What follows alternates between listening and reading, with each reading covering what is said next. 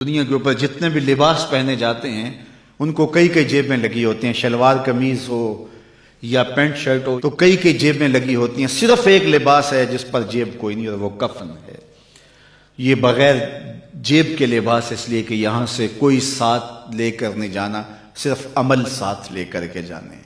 لیکن حب دنیا اس طرح رچ بس گئی ہے کہ بس سویر سے لے کر شام تک بھاگم بھاگ اسی پہ لگی ہوئی ہے۔ جس نے ڈھیروں اکٹھے کر لیے چین اسے بھی نہیں آ رہا، قرار اسے بھی نہیں ملتا، اور اگر کسی سے پوچھو تو وہ کہتا ہے جی بس روٹی کے لیے لگے ہیں، پیٹ کے لیے دھندا کر رہے ہیں۔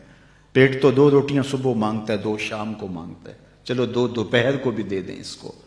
یہ اتنا کچھ کیوں ہو رہا ہے؟ یہ حب الدنیا و کراہیت الموت، یہ دنیا کی محبت، اور حب الدنیا راس و کل خطیہ، ہر گناہ کی جڑ دنیا کی محبت ہے۔ آقا کریم نے فرمایا مجھے اس بات کا کوئی ڈر نہیں ہے کہ میرے بعد تم شرک میں مبتلا ہو جاؤ گے، بت نہیں پوجو گے، تم شرک میں مبتلا نہیں ہوگے، مجھے اس بات کا ڈر ہے کہ میرے بعد تم دنیا دار ہو جاؤ گے۔ دنیا میٹھا خواب ہے، اور اس دنیا کے اوپر ہم آئے ہیں چند دن کے لیے، لیکن لگتا ہے کہ یہاں سے ہم نے جانا ہی نہیں ہے۔ سامان 100 برس کا، پل کی خبر نہیں۔ تھوڑا سا وقت ہے، اس وقت کی حفاظت کیجئے، اس کو یاد الہی میں گزاریے۔ آج موقع ہے، توبہ کا دروازہ کھلا ہے، کل یہ دروازہ بند ہو جائے گا۔ اس وقت کے پچھتاوے سے کوئی فائدہ نہیں ہوگا۔ آج کا پچھتاوا کل کی بہتری کی ضمانت ہے۔ وقت پر کافی ہے ایک قطرہ بھی آب خوش ہنگام کا، جل گیا جب کھیت برسا می تو پھر کس کام کا۔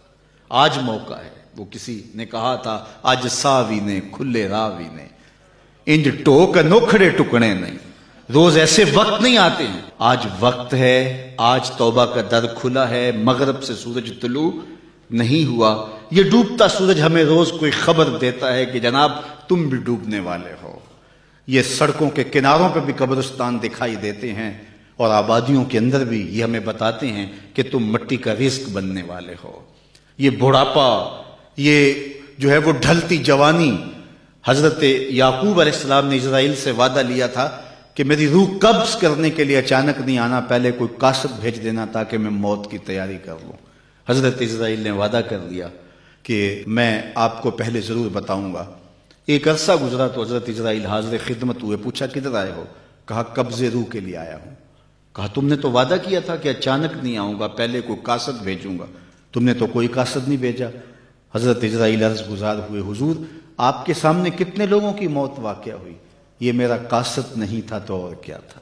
ابھی ہم آ رہے تھے، یہ تھوڑا سا لیٹ اس لیے ہوئے کہ راستے کے اندر ٹریفک جام تھی، تو آگے کیا تھا کہ کسی گاڑی نے ٹکر ماری اور بیچ چوراہے میں لاش پڑی تھی۔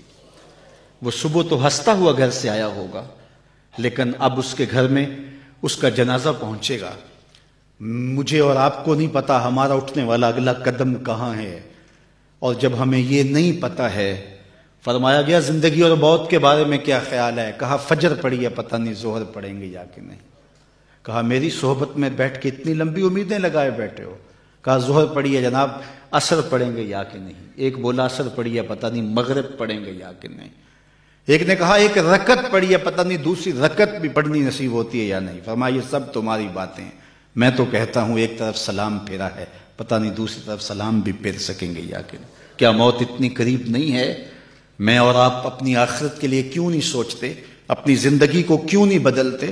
توبہ کا در کھلا ہے، کل نہیں ہوگا۔ تو آئیے آج کے ان حسین لمحوں کو، آج کی ان گھڑیوں کو، آج کی جوانی کو، حتیٰ کہ آج کے بڑھاپے کو حسن دے لیں، اور آج کا پچھتاوا کل کی بہتری کی ضمانت ہوگی۔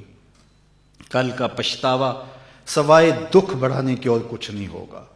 آنا تو ہے ہی اس کی چوکھٹ پہ، پھر جو لوگ اٹھا کے لے کے آئیں گے، اچھا نہیں ہے کہ خود چل کے جائیں، پھر جو لوگ کندھوں پہ اٹھا کے لے کے جائیں گے، کل جو کفن میں منہ چھپا چھپا کے جاتے پھریں گے، اس کی رحمتیں آواز دیتی ہیں کھلے منہ آ جا، میری رحمتیں تیرا استقبال کریں گے۔